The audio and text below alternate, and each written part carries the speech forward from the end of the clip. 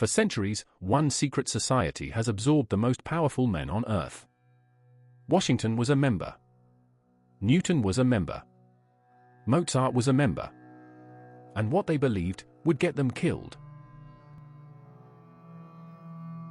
800 years ago, Europe's kings were obsessed with one thing: building the biggest, tallest, most terrifying cathedrals. Here's the problem. These domes had zero support pillars. No steel frames. No engineering degrees. Just stonemasons. Men who understood geometry and physics. These masons were so valuable, every king in Europe was fighting over them. And the masons themselves?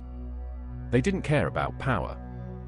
They cared about two things: a compass and a square.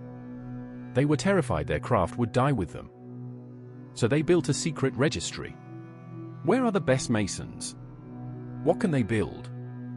Then they took those two tools, the compass and the square, and turned them into a symbol. That symbol is the Freemason logo. Then the Black Death came. 1/3 of Europe dead. Nobody knew why. The church had an answer. It's God's punishment. But we can help. They started selling something. A piece of paper called an indulgence. The deal was simple. Give the church money. God forgives your sins. The church got rich while people were dying. The Masons watched all of this. Then the church needed someone to blame. And they pointed at the Masons. You built the temples without enough devotion. Your work brought the plague. The Masons didn't argue. But inside, they were thinking something.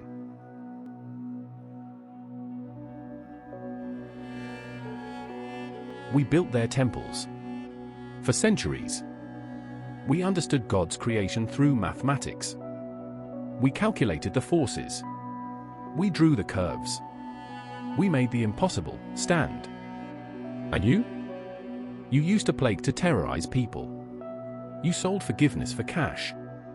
You blamed us for your failures. And then the Masons asked the question that would change everything.